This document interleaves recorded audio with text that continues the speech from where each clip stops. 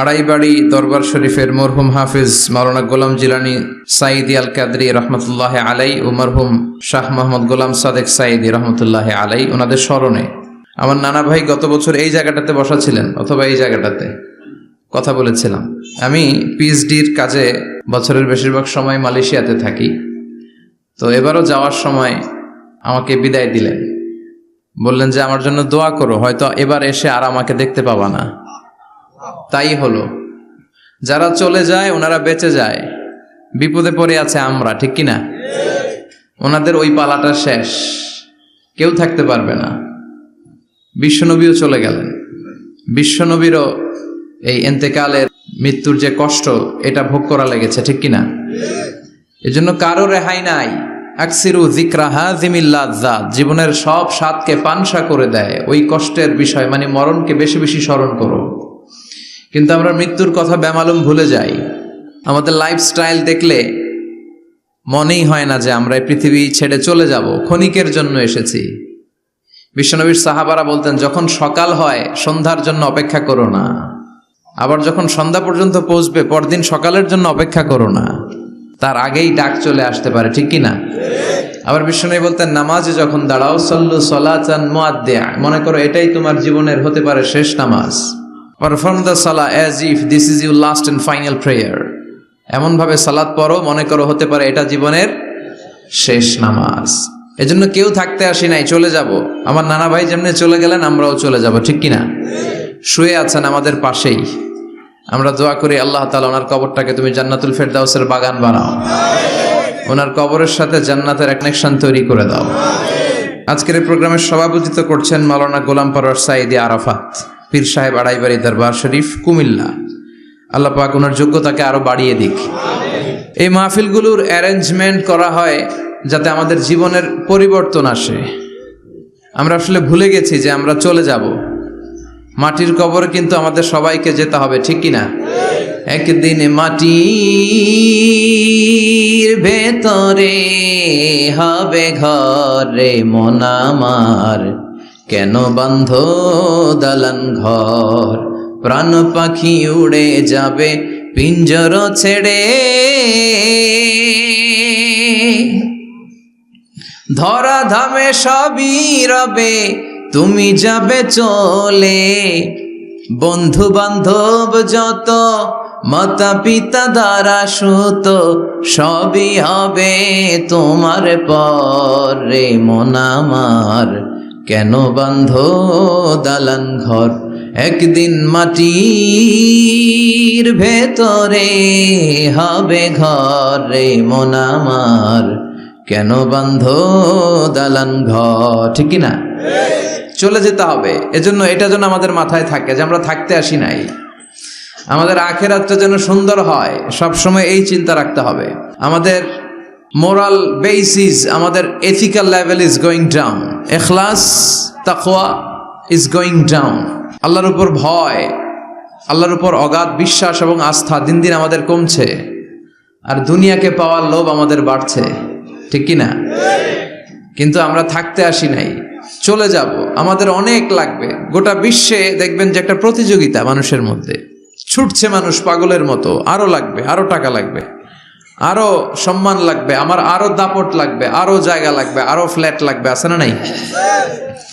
বিশ্বনবী বলেন, বনি আদমের প্রত্যেককেও যদি একটা স্বর্ণের পাহাড়ের মালিক বানিয়ে দেয়া হয়। কিসের পাহাড়?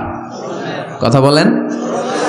আচ্ছা, একটা স্বর্ণের পাহাড়ের মালিক যদি আপনি হন, আপনার পুরো 14 পুরুষ মিলে ওই স্বর্ণের পাহাড় যদি বিক্রি করেও খান, ওই পাহাড়ের অর্ধেকও শেষ করতে পারবেন? বিশ্বনবী বললেন, প্রত্যেককে যদি একটা স্বর্ণের পাহাড়ের মালিকও বানিয়ে দেয়া হয়, প্রত্যেকে চাবে আরো একটা স্বর্ণের পাহাড় কেমনে নেওয়া যায়। ওয়ালাই আমলা আফাহু ইল্লা তুরাব, কবরের মাটি ছাড়া কোনো কিছু বনি আদমের এই মুখকে বন্ধ করতে পারবে?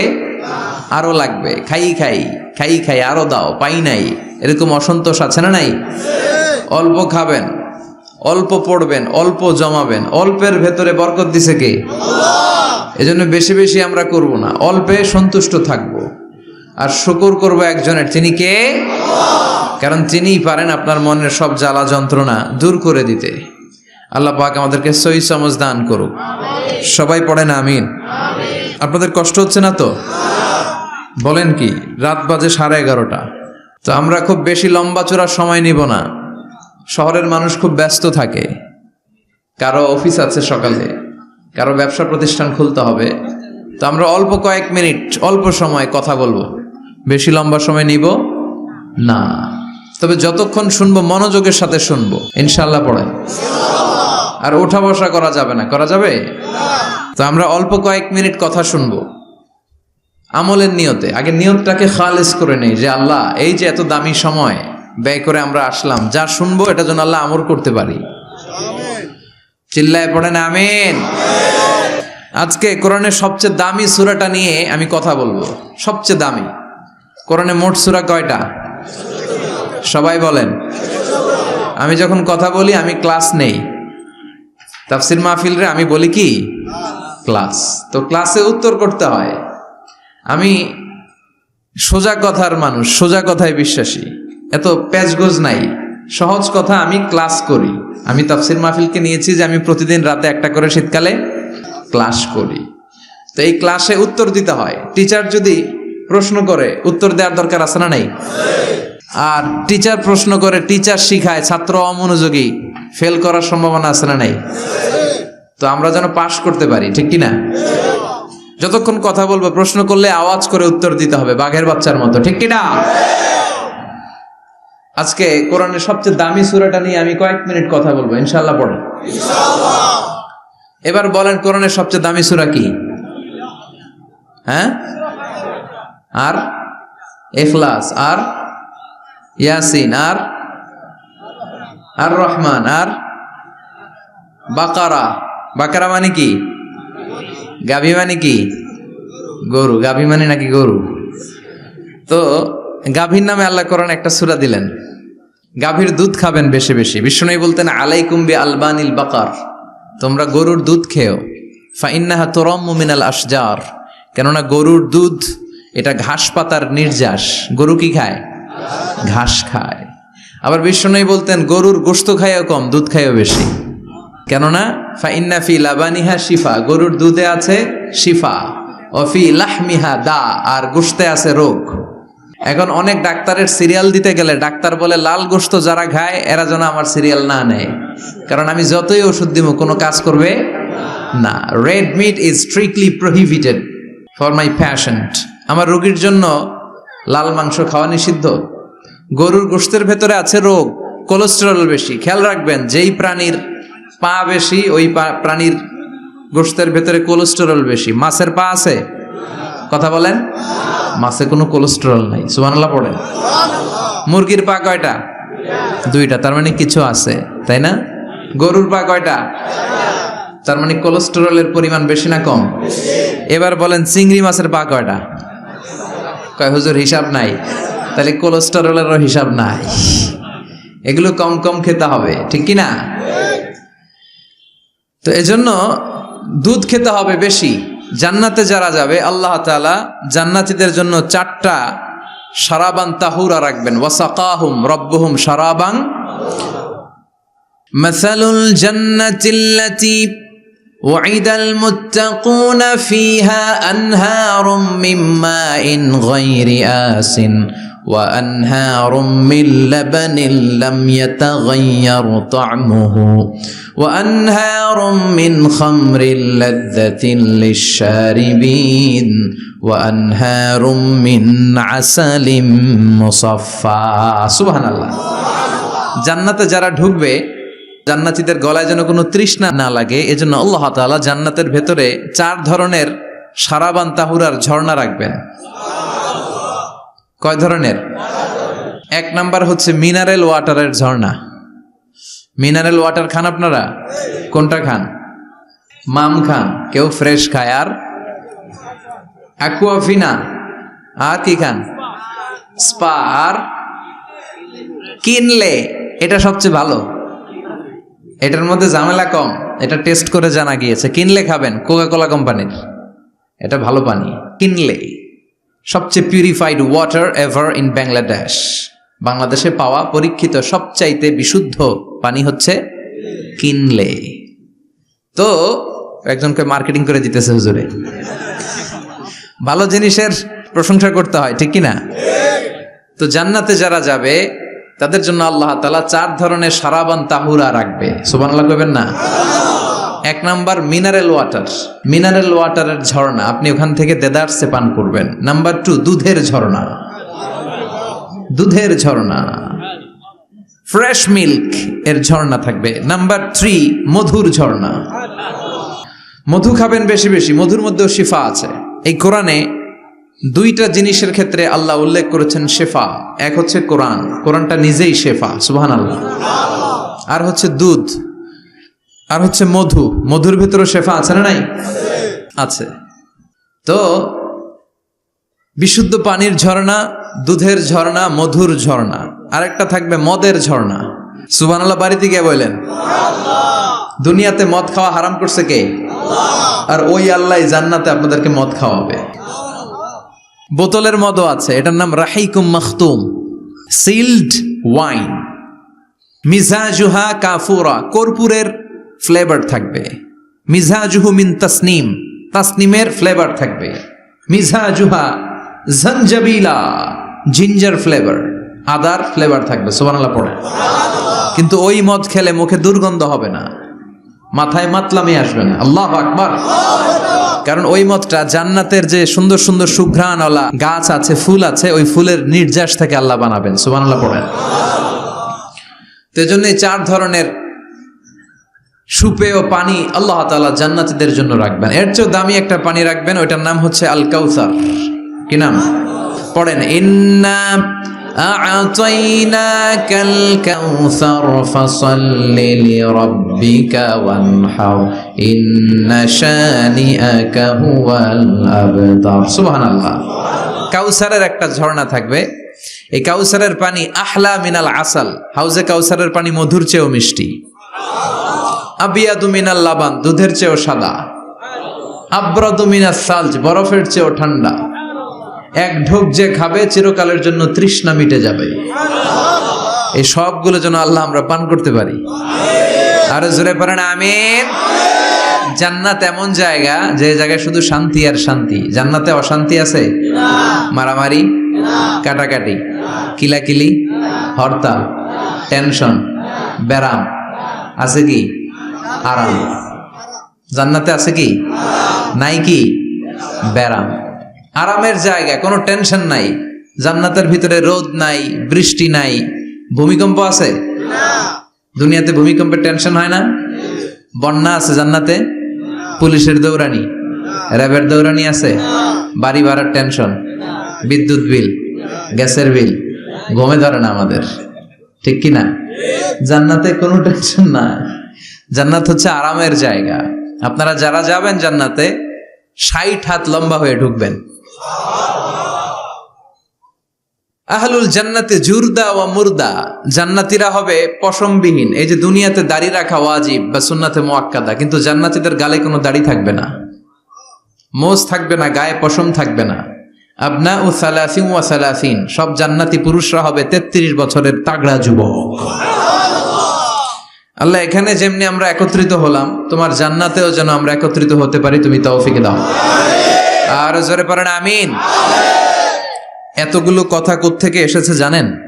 জিজ্ঞেস করেছিলাম সবচেয়ে দামি সূরা কোনটা? একজন বলছে বাকারা। বাকারা মানে গাভী, গাভী থেকে দুধ, দুধ থেকে জান্নাত। সুবহানাল্লাহ পড়েন।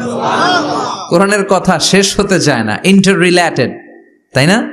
একটার সাথে আরেকটা মিলে থাকে। খেয়াল রাখবেন, আল্লাহর কথা রাসূলের কথা কোনো ফাঁক ফোকর নাই, আছে? এজন্য এই 2 জনের কথাই আমরা মানব।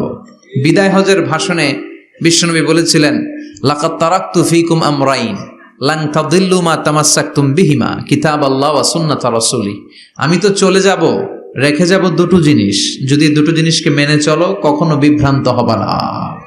একটা হচ্ছে আল্লাহর কিতাব, আর একটা হচ্ছে বিশ্বনবীর সুন্নাত। এই 2টা আমরা আঁকড়ে ধরবো। রাজি আছেন তো?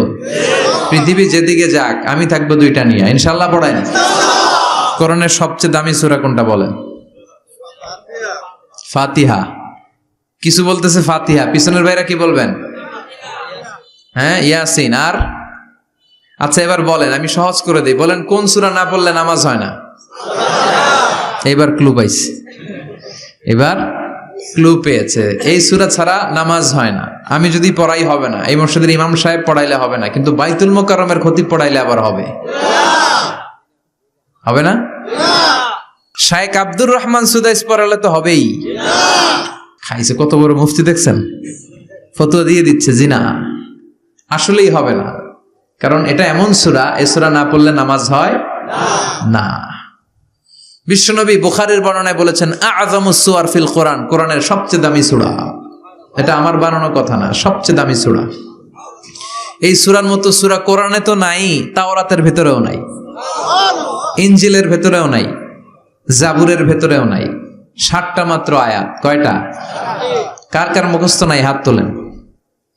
সূরা ফাতিহা মুখস্থ নাই কার কার হাত তোলেন। হিন্দু ভাই নাই কেউ? আমাদের অনেক মাহফিলে হিন্দুরা আসে, হিন্দুদেরও মুখস্থ। সুবহানাল্লাহ কইবেন না? এই দেশের অনেক হিন্দুরা কালেমা পড়ে জানেন, বিশেষ করে তুফানের সময় আরো বেশি পড়ে। কক্সবাজারে যখন জলোচ্ছ্বাস হয় তখন মহেশখালীতে যে বৌদ্ধ মন্দির আছে, স্বর্ণ মন্দির, ওই বৌদ্ধ মন্দিরের গৌতম বুদ্ধের যারা অনুসারী তারা নিচে নেমে আসে তুফান দেখে আর বলে লা ইলাহা। ওরা বোঝে তুফান থেকে শুধু একটা কালেমাই বাঁচাতে পারে, আল্লাহ ছাড়া বিপদ থেকে কেউ বাঁচাতে পারে না। আমি একবার লঞ্চের ভেতরে তুফানে পড়ছিলাম, তো লঞ্চ ডুবে যাবে তুফানের ধাক্কায়, তো দেখলাম লঞ্চের ভেতরে শুধু মুসলমানরাই জিকির করে না, হিন্দুরাও জিকির করে। তুফান থেমে যায়, জিকিরও থেমে যায়। কত বড় ডাকাত! তুফান শুরু, জিকিরও। সবার মুখে এক চিৎকার, বাঁচাও। আমি বললাম কে বাঁচাবে? কে? হুজুর আমনে। ভাবছে আমি দোয়া কালাম পড়লে বেঁচে যাবে, তো আমি বললাম আমি যে বাঁচাবো, আমারে বাঁচাবে কে? মনে রাখবেন কেউ বাঁচাতে পারে না, একজন ছাড়া। চিৎকার করে বলতে হবে তিনি কে? কোরআনের সবচেয়ে দামি সূরার নাম সবাই বলেন। এই সূরাতুল ফাতিহার মাত্র 7টা আয়াত। কয়টা আয়াত? এই 7টা আয়াত নিয়ে কয়েক মিনিট একটু আল্লাহর রাস্তায় কুরবানি করা যাবে না? কান দুইটা খরগোশের মতো খাড়া করেন, খরগোশ কান খাড়া করে শুনে, এজন্য খুব পিন ড্রপ সাইলেন্ট, পিন পতন নীরবতাও খরগোশ কান দিয়ে শুনতে পায়। এই সূরাটা হচ্ছে আউয়ালুস সূরা নাযালা কামিলান মিনাল কোরআন, কোরআনের সর্বপ্রথম নাজিল হওয়া পূর্ণাঙ্গ সূরা। এই সূরার আগে কোন সূরা পূর্ণাঙ্গ একসাথে নাজিল হয় নাই। কোন সূরার 5 আয়াত, 10 আয়াত, 20 আয়াত। আপনারা যে এখন সুন্দর কোরআন দেখতেছেন, বিশ্বনবীর সময় কি এই কোরআন ছিল? না। 23 বছরের লম্বা জিন্দিগিতে বিশ্বনবীর কাছে এই কোরআন নাজিল হয়েছে। পরবর্তীতে এটার কম্পাইলেশন করা হয়েছে, scripture, holy scripture, the Quran, whereof there is no doubt, no suspicion in it, and a guidance to those who are muttaqin. এটা এমন বই যেটাতে আল্লাহ কোনো ভুল রাখে নাই, মুত্তাকিনদের জন্য এটা পথ নির্দেশিকা হিসেবে আল্লাহ পাঠিয়েছে। পড়েন সুবহানাল্লাহ। তো সূরাতুল ফাতিহার আগে অনেক সূরা নাজিল হয়েছে, কিন্তু একটু একটু করে, পুরোটা একসাথে না। এই সূরাটা পুরোটা একসাথে সর্বপ্রথম নাজিল হয়েছে। এজন্য এই সূরাটারে আবার বলে ফাতিহাতুল কিতাব, মানে preface of the book, introductory সূরা। কোরআনটা খুললেই সর্বপ্রথম আপনার নজরে যে সূরাটা পড়বে, সূরাটার নাম সবাই বলেন সূরাতুল ফাতিহা। আবার বিশ্বনবী এটাকে বলেছেন কোরআনের মা। কি বলেছেন? চমৎকার একটা ইনফরমেশন না? মনে রাখতে হবে। তাহলে কোরআনের মায়ের নাম কি? মনে থাকবে? বলেন তো, সকল পৃথিবীর সব শহরের জনপদের মায়ের নাম কি? মাক্কাতুল মুকাররমা। তেমনি কোরআন আল কারীমের মায়ের নাম হচ্ছে সূরাতু আল ফাতিহা। এরপরে বিশ্বনবী বলেছেন এই সূরাটা হচ্ছে সূরাতুল ওয়াফিয়া, অখণ্ড সূরা। এই সূরাকে খণ্ড খণ্ড করে পড়া যায় না। কেউ প্রথম রাকাতে সূরাতুল ফাতিহার অর্ধেক, দ্বিতীয় রাকাতে বাকি অর্ধেক যে পড়ছে, হইছে? কিন্তু কেউ প্রথম রাকাতে সূরা আর রহমানের 10 আয়াত, পরের রাকাতে বাকি 10 আয়াত। কোনো সমস্যা আছে? সমস্যা নাই। তার মানে এই সূরার নাম সূরাতুল ওয়াফিয়া, অখণ্ড সূরা। মানে এই সূরাকে খণ্ড খণ্ড করে পড়া যায় না, পড়লে পুরোটাই পড়তে হয়। সুবহানাল্লাহ পড়েন। আবার এই সূরার আরেকটা নাম হচ্ছে সূরাতুদ দুআ, দোয়ার সূরা। কিসের সূরা? কেমন করে আল্লাহর কাছে প্রার্থনা করতে হয়, দোয়া করতে হয়, ফরিয়াদ করতে হয়, সে কথা এই সূরার ভেতরে আছে না নাই? কারণ এই সূরাতে আমরা প্রতিদিন একটা দোয়া করি, ইহদিনাস সিরাতাল মুস্তাকিম। মানে কি? আল্লাহ আমাকে সরল সঠিক পথ দেখাও। আমাদেরকে পথ দেখায় কে? আল্লাহ। চিল্লায় বলেন আমি যদি কোনোদিন পথে ভুলে যাই, হাত ছানি দিয়ে কাছে নিও, মমতার বন্ধনে আমায় বেঁধে সব ভুল ক্ষমা করে দিও। আমি যদি কোনোদিন পথে ভুলে যাই, হাত ছানি দিয়ে কাছে নিও, মমতার বন্ধনে আমায় বেঁধে সব ভুল ক্ষমা করে দিও। পড়ে না আমিন। আমরা যদি পথ ভুলে যাই, আমাদের পথ দেখায় কে?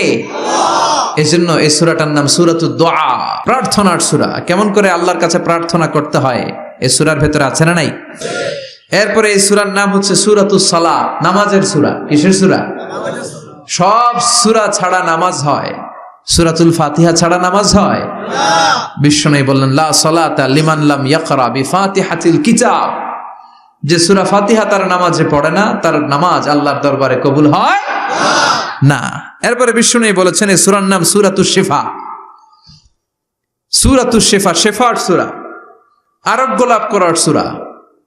অসুস্থ ব্যক্তির গায়ে এই সূরা পড়ে ফু দিলে সুস্থ করবে কে? আল্লাহ। বিশ্বাস হয়? বিশ্বাস হইতে হবে, ঈমান থাকতে হবে। ঈমান যদি পাক্কা হয় তাইলে কাজ করবে, তা না হইলে কাজ করবে না।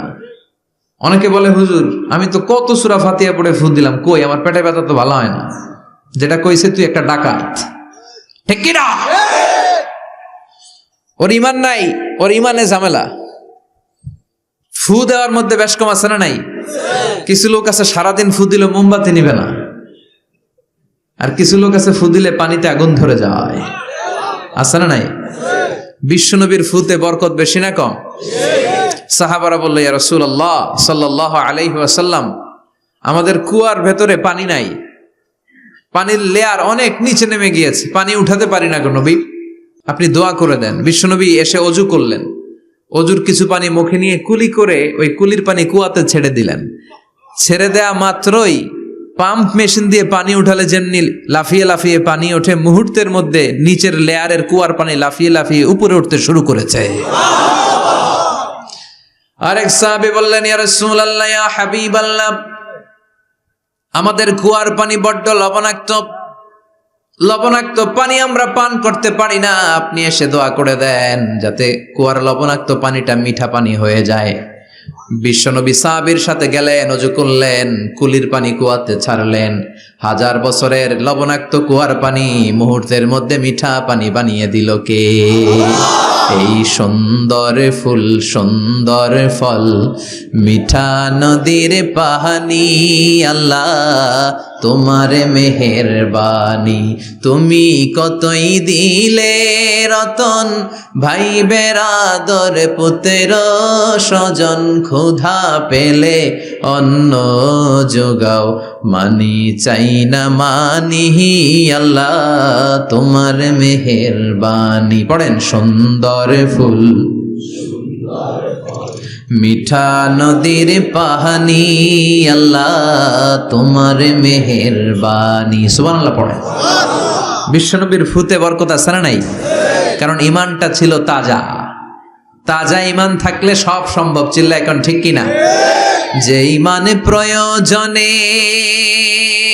জ্বলে ওঠে না, যে ঈমান সত্য ন্যায়ের কথা বলে না, যে ঈমান প্রয়োজনে জ্বলে ওঠে না, যে ঈমান সত্য ন্যায়ের কথা বলে না, যে ঈমান বাস্তবে নাই, যে ঈমান অন্তরে নাই, মুখে শুধু কথার কলি, কি করে তারে বলো ঈমানে বলি, ঠিক কি না? কি করে তারে বলো ঈমানে বলি, কি করে তারে বলো ঈমানে বলি। যে ঈমান দিন কায়েমের আন্দোলনের ধার ধারে না, যে ঈমান লেবাসধারী কোরআন হাদিস তাও পড়ে না, যে ঈমান খাজার নামে মাজার গড়ে ফুলুস কামায়, আছে না নাই? যে ঈমান শিরকিয়াতের আমল করে ভীত না হয়, যে ঈমান ঈমানে ভুলে নাস্তিকতার মঞ্চে ওঠে, আছে না নাই? যে ইমান বাতিল মতের দোসর হয়ে ফায়দা লুটে, যে ইমান শুধুই কেবল খায় দায় আনন্দ করে, যে ইমান দেখে না যে আরাকানে ভাইরা মরে, যে ইমান বাস্তবে নাই, যে ইমান অন্তরে নাই, মুখে শুধু কথার কলি, কি করে তারে বলো ইমানে বলি, কি করে তারে বলো ইমানে বলি, কি করে তারে বলো ইমানে বলি। চিৎকার করে বলেন ঠিক কিনা? তার মানে ইমানে পার্থক্য আছে না নাই? আমরা পাক্কা ইমানদার হতে চাই, আমরা পরিপূর্ণ মুমিন হতে চাই। যে ইমান ছিল আবু বকরের অন্তরে, যে ইমান ছিল ওমরে ফারুকের অন্তরে, আল্লাহ তুমি কবুল করো। তাহলে এই সূরা এমন সূরা, যে সূরা পরে ফু দিলে অসুস্থরে সুস্থ করে দেয় কে? বিশ্বাস হয়? ইমান আছে তো? গন্ডগোল নাই তো? ফু দিলে সুস্থ হয়ে যাবে। সূরাতুশ শিফা। নিজেই নিজেকে রুকিয়া করবেন, তাবিজ ঝুলাবেন না। তাবিজ ঝুলাতে বিশ্বনবী নিষেধ করেছেন। যে তাবিজ ঝুলায় আল্লাহ তাআলা ওই তাবিজের উপর তাকে ন্যস্ত করে দেয় আর বলে আমার রহমত তোর থেকে তুলে নিলাম, দেখি তোরে কে বাঁচায়। এজন্য আজ থেকে তাবিজ যা আছে ছিঁড়ে ফেলবেন। তবে কিছু কিছু স্কলাররা বলেছে ছোট বাচ্চা যারা নিজেরা এখনো আয়াতুল কুরসি পড়ে সূরা ফাতিহা পড়ে নিজেদেরকে ফু দিতে পারে না, মা বাবা কতক্ষণ ফু দিবে? 2 বছরের বাচ্চা, 1 বছরের বাচ্চা, মা বাবা যখন ফু দেয় জিন পড়ি এসে ডিস্টার্ব করে না। মা যখন রান্নাঘরে যায় ছোট বাচ্চাটারা এসে ডিস্টার্ব করে, আছে না নাই? তো এই ছোট বাচ্চা নিজে সূরা ফাতিহা পড়ে ফু দেওয়ার আগ পর্যন্ত, নিজে আয়াতুল কুরসি শিখে নিজেকে ঝাড়ফুঁক শিখার আগ পর্যন্ত ওই বাচ্চাদেরকে ফর দ্য সার্টেন পিরিয়ড, ক্ষণিক সময়ের জন্য তাবিজ দেয়া যাবে। অনেক মূর্খরা এগুলো বুঝতে চায় না। আমার এক আলোচনা নিয়ে অনেক জায়গায় তোলপাড় যে আজহারী সাহেব তাবিজের পক্ষে কথা বলেছে, ছোট বাচ্চাদের তাবিজের কথা বলেছে। কই পেয়েছে দলিল? ওরা পড়ে নাই। জান্নেওয়ালার উপরও জান্নেওয়ালা আছে, খেয়াল রাখতে হবে। আবুন নওয়াসের কবিতা, ওয়াকুল্লি মাইয়াদ্দাঈ ফিল ইলমি ফালসাফাতান হাবাস্তা শাইআন ওয়া গাবাত আনকা আশিয়াউ। তোমার সামনে কেউ যদি দাঁড়িয়ে বলে আমি সব জানি, তুমি বৃদ্ধাঙ্গুলি দেখিয়ে বলো তুমি কিচ্ছু জানো না, তোমার জানার অনেক বাকি। জান্নেওয়ালার উপরও জান্নেওয়ালা আছে। এজন্য স্কলাররা ছোট বাচ্চা যারা নিজেরা রুকিয়া করতে পারে না, মা বাবা রুকিয়া করে ফু দিলে ভালো, মা বাবা চলে গেলে ভূত পেত নিয়ে এসে আসর করে, আছে না নাই? ওই বাচ্চার সিকিউরিটির জন্য কোরআনের আয়াত দিয়ে তাবিজ দেয়া যাবে। কিন্তু ওই বাচ্চা যখন নিজে সূরা ফাতিহা শিখে যাবে, নিজে যখন আয়াতুল কুরসি শিখে যাবে, তখন ওই তাবিজ ছিঁড়ে ফেলতে হবে। কথা বুঝতে পেরেছেন? আল্লাহ সহি সমঝ দান করো। তো তাবিজ যারা পড়েন ছিঁড়ে ফেলবেন আজকে, রাজি আছেন তো? ছিঁড়ে কি করবেন? সূরা ফাতিহা পড়বেন, পড়ে ঝাড়ফুঁক চলবে আজকে থেকে। ঝাড়ফুঁক করা সুন্নাহ, আর তাবিজ দেয়া হচ্ছে বিদআহ। যেটা বিশ্বনবী শেখায় নাই, সাহাবারা শিখায় নাই, ওইটাতে আমরা যাব না। ঝাড়ফুঁক করবেন। আয়াতুল কুরসি পড়লে জিনভূত আসতে পারে? কথা বলেন। সূরা ফাতিহা পড়লে আর অসুস্থতা থাকতে পারে? বিশ্বনবীর সাহাবারা একবার সফরে বেরোলেন। সফরে বেরিয়ে হঠাৎ দেখলেন মরুভূমির মাঝখানে কিছু লোক জটলা পাকিয়ে রেখেছে, একটা লোক শুয়ে আছে। আবু সাঈদ আল খুদরি ছিলেন ওই সফরের লিডার। বললেন কি হয়েছে? তারা বলল আমাদের নেতাকে সাপে কামড় দিয়েছে, আরেক বর্ণনায় বিচ্ছু কামড় দিয়েছে, বিষের ব্যথায় আমাদের নেতা মারা যাবে। তারা নানা ধরনের বৈদ্যরাজ কবিরাজদেরকে এনে মন্ত্র পড়াচ্ছিল, সবাই মন্ত্র পড়ছিল, ছু মন্তর ছু কালিকুত্তার ঘু। ছোট বাচ্চারা পড়ে, বুঝানোর জন্য বললাম, তারা হয়তো অন্য কিছু পড়ছিল। তো এই যে এগুলো পড়ে ফু দিলে কি ভালো হয়? কথা কন, আরো রোগ বাড়ে, ঠিক কিনা? বাচ্চার হাতে 2টা, গলায় 3টা, কোমরে 4টা, এগুলোর ওজনেই তো বাচ্চা অসুস্থ হয়ে যাবে। কথা বুঝতে পেরেছেন? আবার কোমরে লাগায়, এটারে কি বলে? কাইতন। কি কয়? তাগা। চাচাই বলতেছে তাগা। তাগা টাগা লাগাবেন না। সূরা ফাতিহা পড়ে আজকে থেকে ফু দিতে হবে। আমার মাইকের আওয়াজ নিশ্চয়ই শহরের অনেক দূর যাচ্ছে। মায়েরা, বোনেরা শুনে রাখবেন, অসুস্থ আপনি সূরা ফাতিহা পড়ে ফু দেন। বিশ্বনবী রাতের বেলায় বিছানায় যাওয়ার আগে সকাল সন্ধ্যা 3 কুল পড়ে হাতে ফু দিতেন। এরকম 2 হাতটা একসাথে করে এখানে ফু দিয়ে মাথা থেকে শুরু করে মেসেজ করতেন পা পর্যন্ত, দেহের যতটুকু জায়গায় যায়। সূরাতুল ইখলাস, সূরাতুল ফালাক, সূরাতুন নাস, এই তিনটা সূরাকে একসাথে বলে কুল আস-সালাসা, মানে তিন কুল। কি বলে? এই তিন কুল পড়ে না। তারপর হাতের রেখাতে অনেকে ভাগ্য বলতে চায়, এটা ভুয়া কথা। এই হাতের রেখায় কোনো ভাগ্য থাকে না। আপনারা শুনলেই কিছু মানবেন না, আপনারা কোরআন হাদিস দিয়ে যাচাই করবেন, দলিল খুঁজবেন। কি খুঁজবেন? দলিল। 1.5 কাঠার একটা জায়গা কুমিল্লা শহরে কিনবে, এটার দলিলটা ঠিক আছে কিনা দেখার জন্য পাগল হয়ে যায়। নিজে বুঝে না, আরেকজনের কাছে যায় যে পাক্কা বুঝে, দেখেন দলিলটা ঠিক আছে কিনা। তো 1.5 কাঠা জায়গার দলিল ঠিক আছে কিনা পাগল হয়ে গেলেন। যেই জান্নাতের দাম গোটা দুনিয়াটারে 10,000 বার বিক্রি করলেও জান্নাতের একটা চেয়ারের দাম হবে না, ঠিক কিনা? তো ওই জান্নাত আপনি পাবেন যেই আমল করে, ওই আমলের দলিল লাগবে না?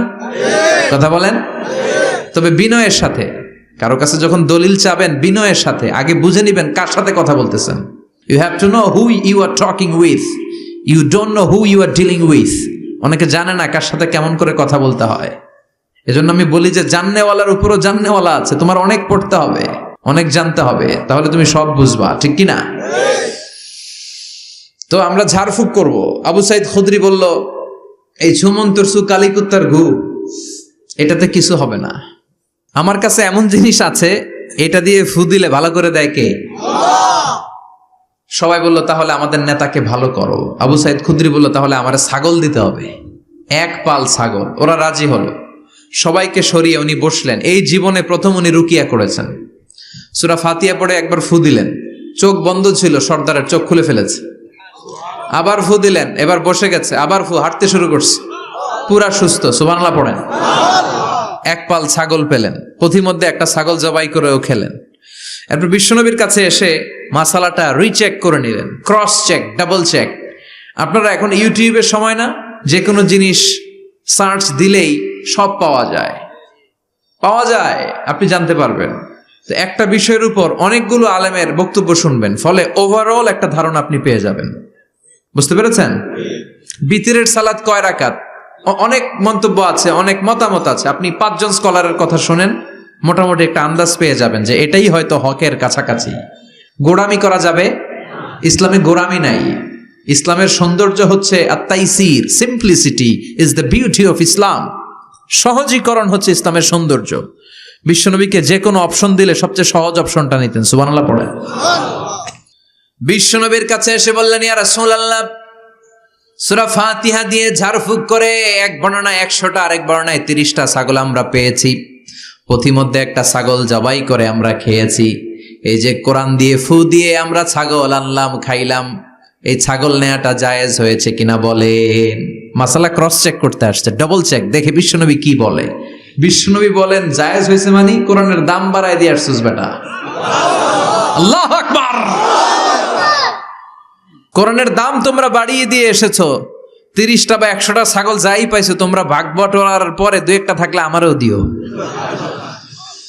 তো এটাকে বলে সূরাতুশ শিফা। কোরআনের ভেতরে শিফা দিয়েছে কে?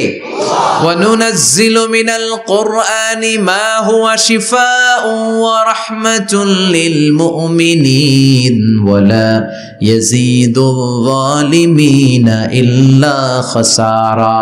এই কোরআনের মধ্যে আমি শিফা দিয়েছি, রহমত দিয়েছি, বরকত দিয়েছি। মুমিনদের জন্য কোরআনকে শিফা বানিয়েছে কে? সূরাতুশ শিফা মনে থাকবে? এই যে পীর সাহেব হুজুরের কাছে যে আসেন ফু দেওয়ার জন্য, যে হুজুর ফু দেন, হুজুর কি পড়ে ফু দেয় জানেন? আজকে গোমর ফাঁস করে দিয়ে যায় হুজুরের। সূরাতুল ফাতিহা পড়ে ফু দেয়। হুজুরের কাছেও আইসেন, আপনারাও ফু দিয়েন, নিজেরাও দিবেন। সবসময় যে হুজুরের কাছ থেকে নিতে হবে তা না, আব্বা আম্মার কাছ থেকে নিবেন। আব্বার কাছ থেকে নিলে এটা সবচেয়ে দামি ফু, ঠিক কিনা? 2 গ্লাসে পানি, পৃথিবীর সবগুলা পীর সাহেবরে বললাম হুজুর এই গ্লাসে একটু ফু দেন, হুজুর আমার ফু দিয়ে দিল। আমার আব্বা উনি আরেক গ্লাসের পানির মধ্যে ফু দিয়ে দিল। মুহূর্তের মধ্যে আমার আব্বার ফুটা কাজে লেগে যাবে। গোটা পৃথিবীর পীর সাহেব একদিকে, বাবা মার দোয়া আর ফু আরেকদিকে, ঠিক কিনা? তো এই জন্য সূরাতুল ফাতিহার এক নাম হচ্ছে সূরাতুশ শিফা। কি নাম? সূরাতুশ শিফা। আবার এই সূরার আরেক নাম হচ্ছে সাবউল মাসানি, নিত্য পাঠনীয় সপ্তবাক্য। নিত্য পাঠনীয় সপ্তবাক্য, যেই সূরাটা প্রতিদিন পড়া হয়। রব্বুল আলামিন বলেন, ওয়ালাকাদ আতাইনাকা সাবআম মিনাল মাসানি ওয়াল কুরআনাল আযীম। ও ও নবী, আমি আপনাকে নিত্য পাঠনীয় 7টা বাক্য দান করেছি, সাথে সাথে কোরআনে আজিম দান করেছি। সুবহানাল্লাহ। নিত্য পাঠনীয় 7টা বাক্য, এমন 7টা বাক্য এই সূরাতুল ফাতিহা, যে 7টা বাক্য সব সময় পড়তে হয়। যারা প্রতিদিন নামাজ পড়ে, শুধু ফরজ নামাজ পড়ে, তার 17 বার পড়তে হয় এই সূরাটা। সুবহানাল্লাহ মাহফিলের পরে। আর যারা সুন্নাত সহ পড়ে, তাদের প্রতিদিন 32 বার এই সূরাটা পড়তে হয়। তাহলে যেই লোকটার বয়স হয়েছে 50 বছর, সে যদি নামাজি হয়ে থাকে, একটু হিসাব করেন, লোকটার বয়স কত? 50। আর লোকটা নামাজি না বেনামাজি?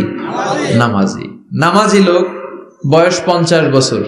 তাহলে এই 50 বছরে সে যে কত লক্ষবার সূরা ফাতিহা পড়ছে ও নিজে জানে? সুবহানাল্লাহ কই? আল্লাহু আকবার। এমন সূরা যেটা প্রতিদিন পড়তে হয়। আবার বিশ্বনবী বললেন, লা তুহসা আজাইবুহু ওয়ালা তাবলা গরাইবুহু ফিহি মাসাবিহুল হুদা ওয়া মানারুল হিকমা। কোরআন এমন কিতাব, সূরাতুল ফাতিহা এমন সূরা, এই সূরার আশ্চর্যান্বিতার কোনো শেষ নাই। এই সূরা কোনোদিন পুরান হয় না। যাদের 80 বছর বয়স, কত কোটিবার আপনি সূরা ফাতিহা পড়ছেন? বুকে হাত দিয়ে বলেন তো, কখনো কি আপনার মনে হয়েছে যে প্রত্যেক দিন নামাজটা শুরু করলে এই সূরাটা দিয়ে শুরু করতে হয়? কত কোটিবার পড়লাম, আর ভাল লাগে না, পুরান পুরান লাগে। বুকে হাত দিয়ে বলেন, দাঁড়ান একজন, যে হুজুর আমার কাছে আর ভাল লাগে না, সূরাতুল ফাতিহা পড়তে পড়তে এটা পুরান লাগে, কালকে থেকে কুল হুয়াল্লাহ দিয়ে শুরু করুন। এরকম ডাকাইতে আছে কেউ? নাই। কারণ কোরআন কখনো পুরান হয় না, যতই পড়ি ততই নতুন। চিল্লায় পড়েন আল্লাহু আকবার। এজন্য বিশ্বনবী বললেন, ও উম্মতেরা শোনো, 7টা আয়াত বিশিষ্ট এই সূরাটাকে দেখতে ছোট মনে হয়, সবার মুখস্থ, প্রত্যেকের কলিজার ভেতরে আছে। তোমাদের কাছে সাধারণ মনে হয়, সূরাটা সাধারণ না, অসাধারণ করে সূরাটারে নাজিল করেছে কে? পড়েন সবাই, আউযু বিল্লাহি মিনাশ শাইতানির রাজিম। বিসমিল্লাহির রহমানির রহিম। আলহামদুলিল্লাহি রাব্বিল আলামিন। আর রহমানির রহিম। মালিকি ইয়াউমিদ্দিন। ইয়্যাকা না'বুদু ওয়া ইয়্যাকা নাস্তাঈন। ইহদিনাস সিরাতাল মুস্তাকিম। সিরাতাল্লাযীনা আন'আমতা আলাইহিম গায়রিল মাগদুবি আলাইহিম ওয়ালাদ-দাল্লিন। চিল্লায় পড়েন আমিন। আরো জোরে আমিন। আপনাদের মনোযোগ আছে না গেছে? কষ্ট হচ্ছে? কি বলেন? আমার তো কষ্ট হচ্ছে। রাত বাজে 12টা 5, এখনো আপনাদের ধৈর্যচ্যুতি হয় নাই? কফি খেয়ে আসছেন বোধহয়। কি কফি খাইছেন বলেন? নেসক্যাফে, এসপ্রেসো, মোকা, লাটে, ওল্ড টাউন কফি, স্টারবাকস, এগুলো খেয়ে আসছেন? কষ্ট হচ্ছে না তো? ফজর পড়তে কষ্ট হবে তো আপনাদের? শুনবেন আরো 2-1 মিনিট? কতক্ষণ শুনবেন?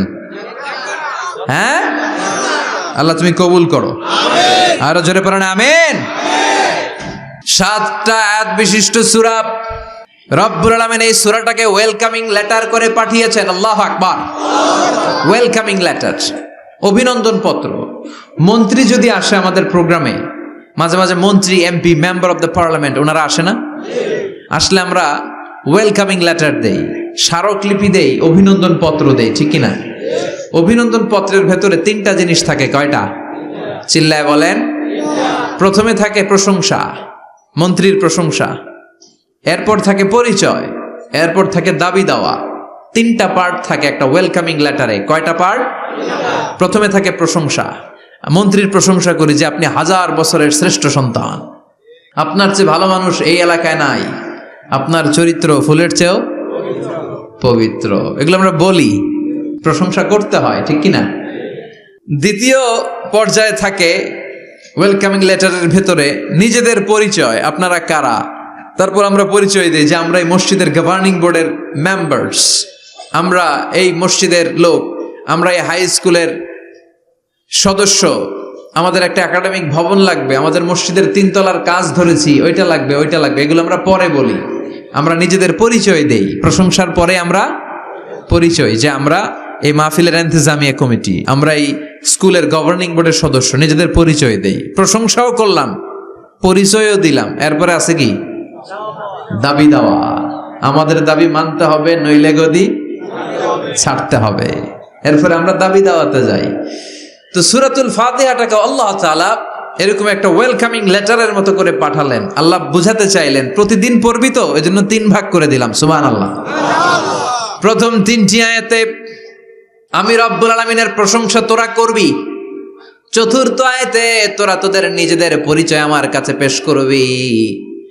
এরপরে শেষ 3টা আয়াতে তোদের দাবি দাওয়া বিনয়ের সাথে আমার কাছে পেশ করবি।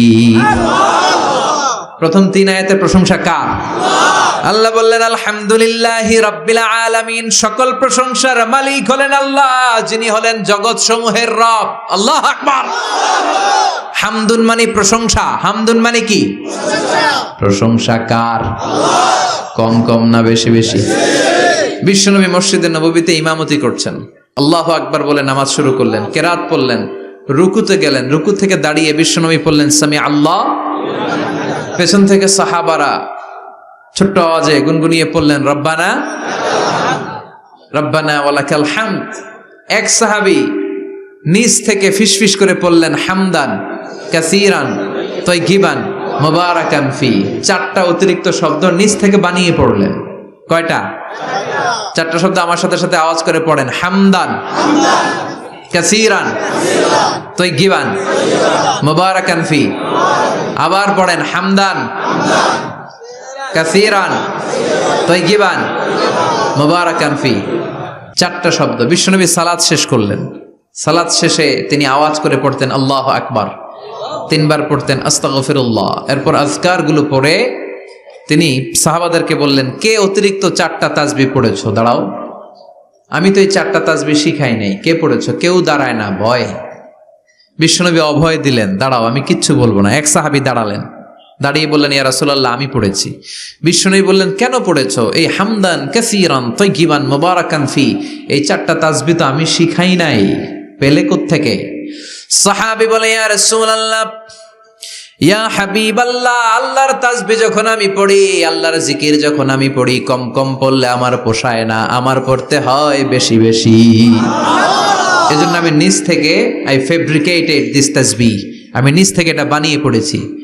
বিশ্বনবী বললেন, ও সাহাবী, ভয় পেও না, চিন্তা করো না। তোমরা দেখো না, এই নামাজরত অবস্থায় আমি দেখেছি বিদউ ওয়া সালাসুনা মালাইকা, 30 জনেরও বেশি ফেরেশতা। তোমার এই অতিরিক্ত 4টা যে তাসবিহর সওয়াব হয়েছে, এই 4টা তাসবিহর সওয়াবটা 30 জনেরও বেশি ফেরেশতা কে কার আগে এই সওয়াবটা আল্লাহর আরশে পৌঁছে দিবে, এই নিয়ে ফেরেশতাদের মধ্যে আকাশে প্রতিযোগিতা চলছিল।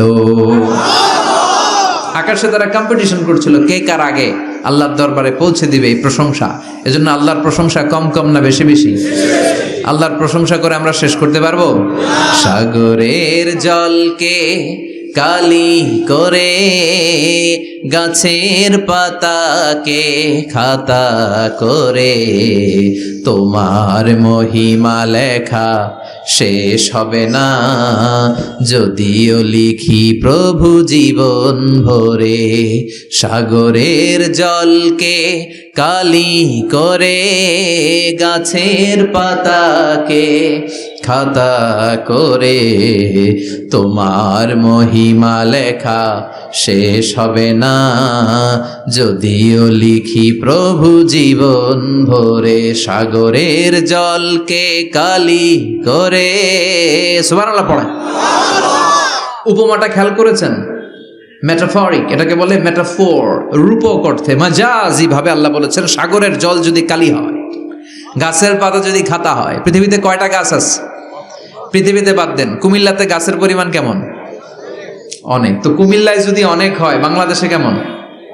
বাংলাদেশেও অনেক। আচ্ছা, তো আফ্রিকার জঙ্গলের কি অবস্থা? সুবহানাল্লাহ পড়বেন না? এই সব গাছের পাতা যদি খাতা হয়ে যায়, সাগরের জল যদি কালি হয়ে যায়। পৃথিবীর সবচেয়ে গভীরতম সাগরের নাম প্রশান্ত মহাসাগর। গভীরতা, সবচেয়ে গভীর জায়গার নাম মারিয়ানা ট্রেঞ্চ, গভীরতা প্রায় 36,000 ফিট। দ্বিতীয় গভীরতম সাগরের নাম আটলান্টিক মহাসাগর, সবচেয়ে গভীরতম জায়গার নাম হচ্ছে পোয়েটোরিকো। এই পোয়েটোরিকোর গভীরতা প্রায় 33,000 ফিট। মহাসাগর কি পৃথিবীতে শুধু দুইটা? কথা বলেন। প্রশান্ত মহাসাগর, আটলান্টিক মহাসাগর, ভারত মহাসাগর, উত্তর দক্ষিণ, কত মহাসাগর, কত সাগর। এই আমাদের বঙ্গোপসাগর, লোহিত সাগর, ভূমধ্য সাগর, চায়না সাগর, কৃষ্ণ সাগর, সাগর আর সাগর। এই পৃথিবীর 70 শুধু সাগর, 70 শুধু হানি আর হানি, নোয়াখালীর ভাষায় পানি আর পানি। তো এই সব পানিগুলো যদি কালি হয়ে যায়, আল্লাহর কথার ওজন কি দেখেন। কোত্থেকে আল্লাহ এই মেটাফোর, রূপক অর্থ নিয়ে আসলেন। সব সাগরের পানি যদি কালি হয়ে যায়, সব গাছের পাতা যদি খাতা হয়ে যায়, সাগরের জল নামক কালি দিয়ে গাছের পাতা নামক খাতার উপরে যদি আমি আল্লাহর প্রশংসা লিখতে শুরু করে দাও, সাগরের জলও শেষ হয়ে যাবে, গাছের পাতাগুলোও ফুরিয়ে যাবে, আমি আল্লাহর প্রশংসা করে শেষ করা যাবে না।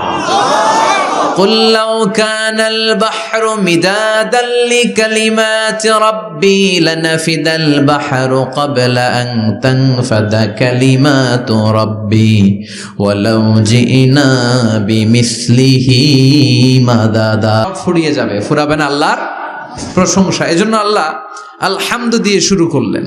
সকল প্রশংসা, হামদুন মানে প্রশংসা, আর এর সাথে আলিফ আর লাম যখন অ্যাটাচ করে দেয়া হলো, তখন প্রশংসার যত ধরন হতে পারে, যত আকসাম হতে পারে, যত প্যাটার্ন আর ডিজাইন হতে পারে, সব প্রশংসার একচ্ছত্র অধিপতি একজন। চিল্লায় বলেন, তিনি কে?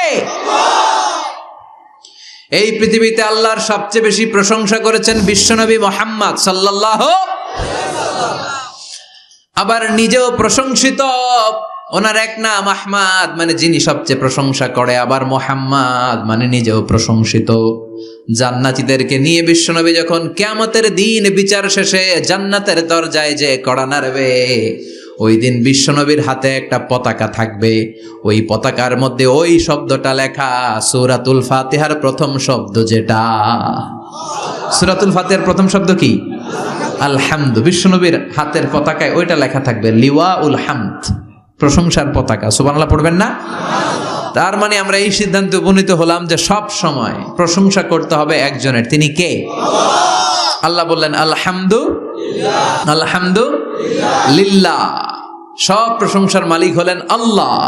কি সুন্দর নাম তার, কি মজার নাম। আলিফ লাম লাম হা, আলিফ লাম। সবাই বলেন আলিফ লাম লাম হা, আওয়াজ করে আলিফ লাম লাম হা। এটা কার নাম?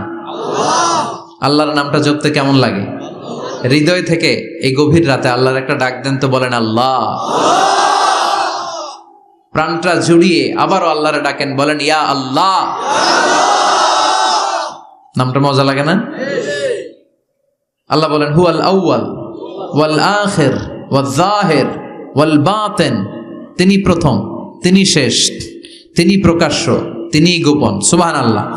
তার মানে প্রথমে কে? শেষে কে? প্রথমে আল্লাহ আল্লাহ, শেষেও আল্লাহ আল্লাহ, আকাশে আল্লাহ আল্লাহ, জমিনে আল্লাহ আল্লাহ। সবাই পড়েন, প্রথমে আল্লাহ আল্লাহ, শেষেও আল্লাহ আল্লাহ, আকাশে আল্লাহ আল্লাহ, জমিনে আল্লাহ আল্লাহ। নিখিল জাহান গায়ে গুণগান তার নামে গায়, আমরাও গাহি তাআলা হামদে বারি তাআলা, হামদে বারি তাআলা, হামদে বারি তাআলা। সুবহানাল্লাহ পড়েন। আলহামদুলিল্লাহ। সকল প্রশংসার মালিক কে? আল্লাহ বললেন সকল প্রশংসার মালিক হলাম আমি, আর আমি হলাম রব্বিল আলামিন, জগৎ সমূহের রব। আল্লাহর আরেক নাম হলো রব। আল্লাহর আরেক নাম কি? কবরের প্রথম প্রশ্ন কি?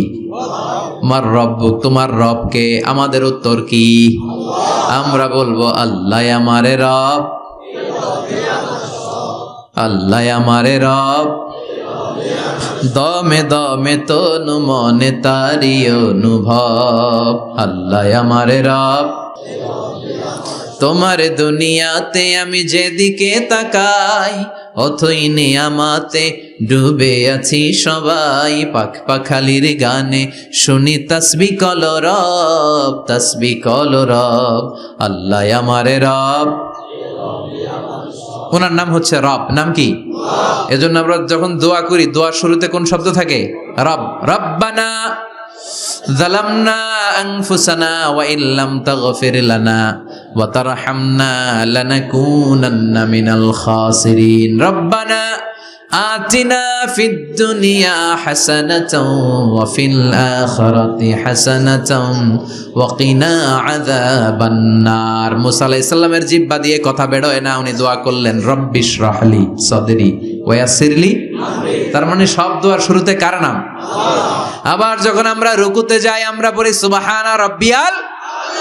আবার যখন আমরা সেজদায় ঢলে পড়ি আমরা পড়ি সুবহানা রাব্বিয়াল আ'লা। চিল্লায় কোন ঠিক কিনা? রব মানে হচ্ছে সাস্টেইনার, বিধানদাতা, রিজিক দাতা, পালন কর্তা। আল্লাহর একটা নাম হচ্ছে রব। আমাদের রব কে?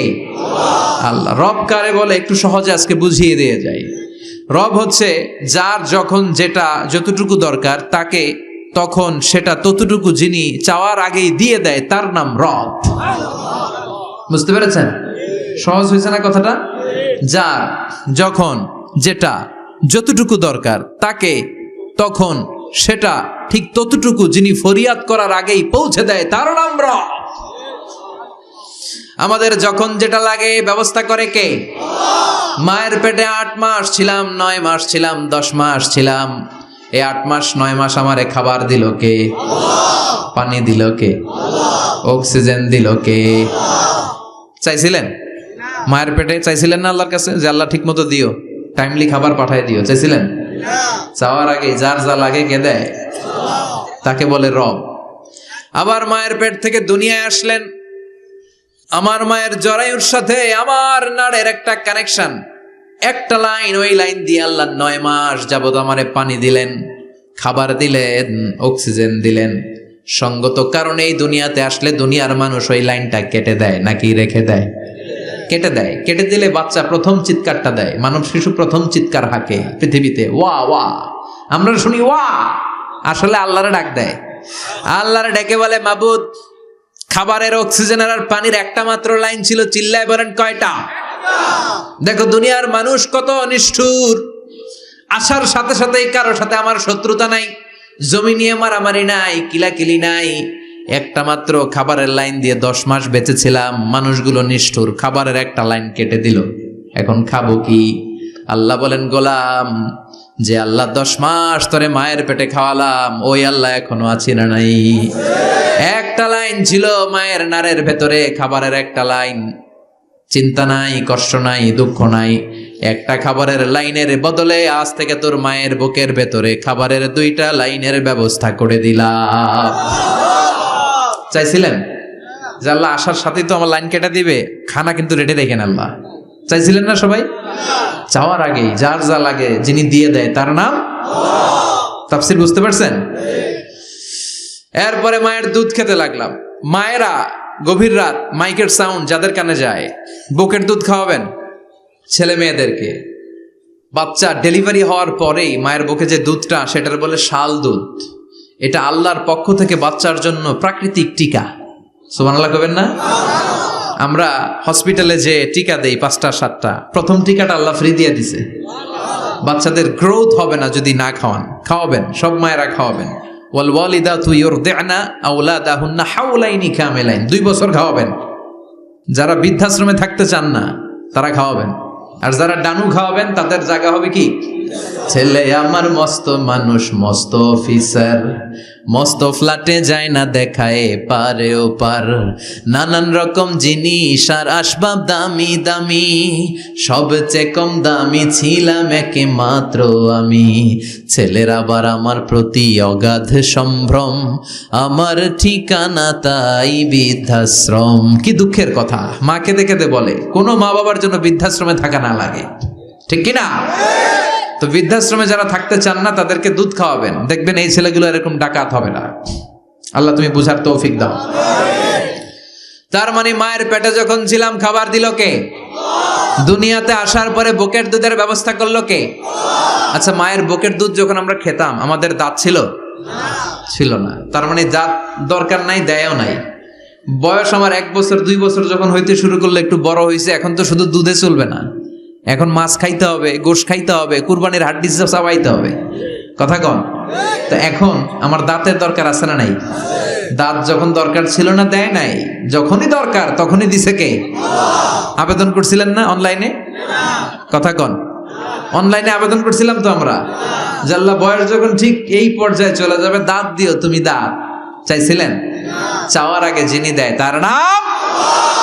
দেখেন বাংলাদেশে ভাল্লুক, উল্লুক, বাঘ যেগুলো আছে এগুলোর গায়ের পশমগুলো পাতলা। এই বাঘই যেগুলো স্ক্যান্ডিনেভিয়ান কান্ট্রিগুলোতে, সাইবেরিয়াতে আছে, ডেনমার্কে আছে, সাইবেরিয়াতে, তারপর নরওয়েতে, অসলোতে যেই বাঘ ভাল্লুকগুলো আছে ওদের চামড়া ইয়া মোটা, মনে হয় যেন প্রাকৃতিক কম্বল দিয়ে আল্লাহ এই সিংহটারে তৈরি করছে। উট শুধু আরব দেশেই নাই, আরব দেশের উটের চামড়া বড় পাতলা, কিন্তু নরওয়ে স্ক্যান্ডিনেভিয়ান ওই বরফের এলাকাতে উট হয়, ওই উটের গায়ের মধ্যে ইয়া লম্বা লম্বা পশম। তার মানে ওখানে প্রচন্ড ঠান্ডা, ওখানে সার্ভাইভ করতে গেলে, বাঁচতে হলে গায়ের মধ্যে মোটা কম্বল লাগবে। চাওয়ার আগেই ওই প্রাণীগুলোরে কম্বল দিয়ে পাঠিয়েছে কে? আবার এই দেশের প্রাণীগুলোর চামড়া যদি মোটা হতো, উলের পশম থাকতো আর কম্বলের মতো সেটিং করা থাকতো, এই দেশের বাঘ ভাল্লুক গুলার কষ্ট হতো। তাই এ দেশের বাঘ ভাল্লুক আর ওটের চামড়া পাতলা করেছে কে? সুবহানাল্লাহ কইবেন না? যার যখন যেটা যতটুকু দরকার তাকে তখন সেটা ততটুকু চাওয়ার আগে যিনি দেয় তার নাম। যেখানে যতটুকু লাগে, কুমড়া গাছ, লাউ গাছের নিচে কেউ বিশ্রাম নেয়? বিশ্রাম নেয় কই?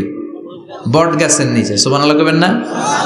একজন লোক ছোটবেলা গল্প শুনেছি, বট গাছের নিচে শুয়ে শুয়ে আল্লাহরে গালি দিচ্ছে। আল্লাহর কেমন বিবেক, ইয়া বড় বট গাছ আর বট ফলগুলা এত ছোট ছোট, আর লাউ গাছ আর কুমড়া গাছের এটা কি খুব মোটা না চিকন?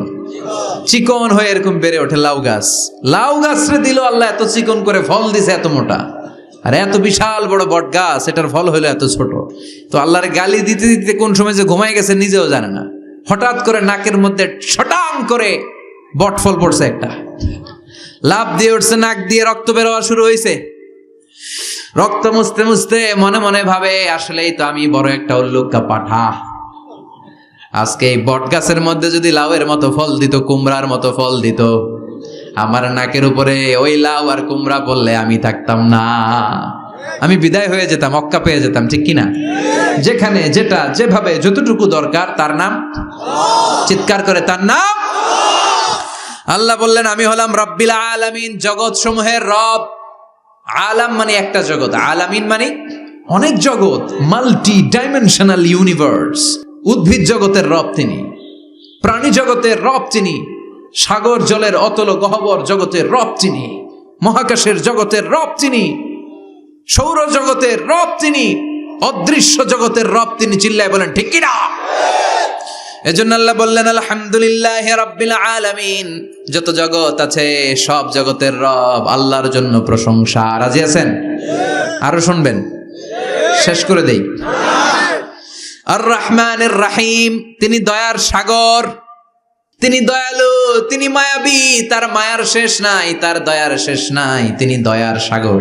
আল্লাহ তুমি দয়ার সাগর, রহমানুর রহিম, তোমার দয়াই পূর্ণ আমার সারা নিশিদিন। সুবহানাল্লাহ পড়েন। আল্লাহ বলেন রাহমাতি ওয়াসিআত কুল্লা শাই, সব জায়গায় আমার রহমত বিস্তৃত। এমন কোন জায়গা নাই যেই জায়গায় আমি আল্লাহর রহমত নাই। আল্লাহর রহমত ছাড়া পৃথিবীতে কিছু হয় নাকি? এই যে আজকে বসে আছি, ওয়াজ শুনতেছি, কার রহমতে? কার দয়ায়? আল্লাহ বললেন এই রহমত, দয়ার, ভালোবাসারে আমি সৃষ্টি করার পরে 100 টুকরা করলাম। কয় টুকরা? 100 টুকরা করার পরে নিজের মধ্যে আমি 99 টুকরা দয়ার ভালোবাসা রেখে দিলাম। 1 টুকরা দয়া মায়া পৃথিবীর সবার মাঝে ঢেলে দিলাম। সাইয়েদনা আদম থেকে শুরু করে up to the day of judgement, কিয়ামত পর্যন্ত সবার মাঝে আল্লাহ রহমতের 1 টুকরা দিছে, ছিটে ফোঁটা। হুজুর পাইছে একটু, আমি পাইছি একটু, উনি পাইছে, উনি, সবাই মিলে আমরা 1 ফোঁটা ভাগে যোগে পাইছি দয়ার ভালোবাসা। সবাই মিলে 1 ভাগ ভালোবাসার, আর 99 ভাগ ভালোবাসা কার? ওনার ভালোবাসা বেশি না কম? 1 ভাগ ভালোবাসা আমরা পেয়ে পৃথিবীতে ভালোবাসার গানের শেষ নাই, ভালোবাসার মুভির শেষ নাই, ভালোবাসার উপন্যাসের শেষ নাই। আবার আইয়ুব বাচ্চু বলছে সব ভালো তুই একা বাসিস নে, একটু ভালোবাসিতে দিস মোরে। আছে না নাই? কত ভালোবাসা চিন্তা করছেন? এক ভাগ ভালোবাসা আমরা পেয়ে কত ভালোবাসার গান, নাটক, সিনেমা। তো এক ভাগ ভালোবাসার ঠেলা যদি এমন হয় যার মধ্যে তিনি 99 টুকরা ভালোবাসা রেখে দিয়েছেন, তার ভালোবাসাটা কত। এক টুকরা ভালোবাসার নমুনা হিসেবে আমরা দেখি ছেলের জন্য বাবা জীবন দেয়, আছে না নাই? ছেলের অ্যাক্সিডেন্ট থেকে বাঁচাতে যে ছেলেটারে ধাক্কা মেরেছে, গাড়ি এসে বাবারে থেতলে ফেলেছে। বন্যার পানিতে মা ডুবে যায়, ছোট কন্যাটারে বালতির মধ্যে ধরে রেখেছে, পানি খেতে খেতে মা দুনিয়ায় নাই, মেয়েটা মরে নাই, আছে না নাই? এক টুকরা ভালোবাসার ছিটে ফোঁটা তুমি পেয়েছো। তার নমুনা যদি এমন হয়, 99 টুকরা ভালোবাসা নিয়ে যিনি আরশের উপরে আছে, তার দয়া কত। Do you feel that? Do you imagine that? আপনি কি এটা ফিল করেন? আপনাকে ফিল করতে হবে। এজন্য আল্লাহ বলে, গোলাম 24/7 24 ঘন্টা আমার দরজা খোলা। কত পাপ করেছিস, কত অন্যায় করেছিস, কত পর্নোগ্রাফি দেখেছিস, কত হিন্দি সিনেমা দেখেছিস, কত অশ্লীল মেয়েদের নাচ দেখেছিস, রাত্রিবেলা নেকেড ভিডিও দেখেছিস, কত অন্যায় করেছিস, আজও আমার দরজা তোর জন্য খোলা, আছে না নাই? চোখের পানি ছাড়, যায় নামাজটা বিছিয়ে দে, 2 রাকাত নামাজ পড়ে আমারে ডাক দে, ডাক দেওয়ার সাথে সাথে তোর দোয়া কবুল হয়ে যাবে। কত পাপ করেছিস, আল্লাহ ডেকে বলে, তোর পাপ যদি হয় খালের পানির সমান, বিলের পানির সমান, আমি আল্লাহর দয়া তোর সাগরের পানির সমান। তোর পাপ যদি হয় পাহাড়ের সমান, জেনে রাখ আমি আল্লাহর দয়া আকাশের সমান। ভরসা লাগে? আল্লাহর উপর ভরসা লাগে না? মনে রাখবেন, এখানে আমরা সবাই পাপী। আমরা কি? কুল্লুকুম খাত্তাউন খায়রুল খাত্তাইন আত-তাওয়াবুন। সবাই পাপী, কিন্তু সবচেয়ে ভালো পাপী ওই পাপী যেই পাপী পাপ করার পরেই তওবা করে। তওবা করতে রাজি আছেন তো? যত পাপ আপনার হোক, টেনশন নাই, আমাদের ভরসা একজনের উপর। চিল্লায় বলেন, তিনি কে? বনি ইসরাইলের এক আবেদ 100 বছর ইবাদত করেছে। কিয়ামতের দিন আল্লাহ খুশি হয়ে বলবেন, ও আল্লাহর ওলি, উদখুলিল জান্নাতা বিরহমাতি, go to the paradise with my mercy. আমার দয়ায় আর ভালোবাসায় জান্নাতে ঢুক। আল্লাহর ওলি বলবে, বালবি আমালি, আপনার দয়া দিয়ে জান্নাত কেন? আমার আমল দিয়ে যেতে চাই, আমি নামাজ তো কম পড়ি নাই, তো দয়া লাগবে কেন আপনার? আল্লাহ বলবেন, তাই? আমার দয়া ছাড়া তুই জান্নাতে যেতে পারবি? কি আমল করেছিস তুই? ওকে, লেটস মেক এ ক্যালকুলেশন, চল একটা হিসাব করি। তোর 100 বছরের তাহাজ্জুদ গুলারে এক পাল্লায় রেখে দে, 100 বছরের আমলগুলো রেখে দে, আর দয়া করে মায়া করে চোখগুলো যে একটা পাল্লায় রেখে দিয়েছি, দুনিয়াতে সৌন্দর্য দেখার জন্য চোখ যে দিয়েছি, চোখটা একটা পাল্লায় রেখে দে। এক পাল্লায় 500 বছরের তাহাজ্জুদ, আরেক পাল্লায় কি?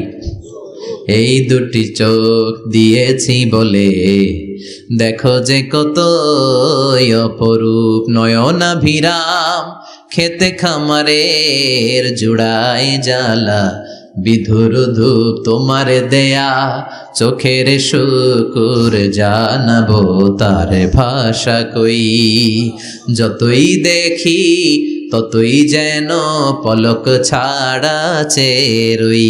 সুবহানাল্লাহ পড়েন। এক পাল্লায় চোখ রাখা হবে, আর এক পাল্লায় 500 বছরের তাহাজ্জুদ রাখা হবে। ওজন দেওয়ার পরে দেখা যাবে মুহূর্তের মধ্যে চোখের পাল্লা ভারী হয়ে গেছে। আল্লাহ বলেন, এবার হিসাব বলে তুই জাহান্নামে যাবি, go to the hell fire, জাহান্নামে যা। আল্লাহ মাফ চাই, দোয়াও চাই, জাহান্নামে আমি পড়তে পারব না, মাফ করে দেন, আমি বুঝি নাই। আপনার দয়া, রহমত, ভালোবাসা ছাড়া কশিন কালে কারো জান্নাতে ঢোকা সম্ভব? এজন্য আল্লাহ বলেন, আমি রহমান, আমি রাহিম। এরপর আল্লাহ বললেন, মালিক ইয়াউমিদ্দিন, আমি হলাম বিচার দিবসের মালিক। কোন দিবসের মালিক? যেই দিবসে কেউ কাউরে চিনবে না, পীর সাহেব মুরিদরে চিনবে না, মুরিদ পীর সাহেবরে চিনবে না, বাবা ছেলেরে চিনবে না, ছেলে বাবারে চিনবে না, নেতা কর্মীরে চিনবে না, কর্মী নেতারে চিনবে না, ভাই বোনরে চিনবে না। সূর্যটা মাথার কাছে চলে আসবে, সূর্যের তাপে মানুষের মাথার মগজগুলো গলে গলে নাকের ছিদ্র আর কানের ছিদ্র দিয়ে বেয়ে বেয়ে পড়বে। সবাই উলঙ্গ, নেকেড, সবার মুখে ইয়া নাফসি ইয়া নাফসি। সেই বিচার দিনের মালিক একজন, চিল্লায় বলেন, তিনি কে? এরপর আমরা পরিচয় দিলাম, ইয়াকা না'বুদ, আল্লাহ শুধুই আপনার ইবাদত করি, ওয়া ইয়াকা নাস্তাঈন, শুধু আপনার কাছে আমরা সাহায্য চাই। এবার দাবি দাওয়া, ইহদিনাস সিরাতাল মুস্তাকিম, O Allah show us the right path, show us the correct path, আমাদেরকে পথ দেখায় কে? এরপর আল্লাহরে বললাম, আল্লাহ সিরাতাল্লাযীনা আনআমতা আলাইহিম, ওই শ্রেণীর পথ দেখান যে শ্রেণীর উপরে আপনি নিয়ামত বর্ষণ করেছেন। এই শ্রেণী হলো 4 শ্রেণী। চিল্লায় বলেন কয় শ্রেণী? আওয়াজ করে বলেন। 1 নম্বরে নাবিয়িন, সিদ্দিকিন, শুহাদা, সালিহিন। বলেন নাবিয়িন, সিদ্দিকিন, শুহাদা, সালিহিন। নবীরা যাদের কাছে ওহী আসতো ওনারা মাসুম। সিদ্দিক হচ্ছে সত্যের ব্যাপারে আপসহীন, তাদের লিডার হচ্ছে আবু বকর সিদ্দিক। শুহাদা আল্লাহর জমিন আল্লাহর দ্বীনকে বাস্তবায়নের জন্য তাজা রক্ত ঢেলে যারা শহীদ হয়েছে, ঠিক কি না? আমাকে শহীদ করে সেই মিছিলে শামিল করে নিও, যে মিছিলের নেতা মীর হামজা খোবায়েবে খাব্বাব আল্লাহর কাছে ছিল অতি প্রিয়, শামিল করে নিও। পড়েন আমিন। এই 4 শ্রেণীর পথ আল্লাহ তুমি আমাদের দাও।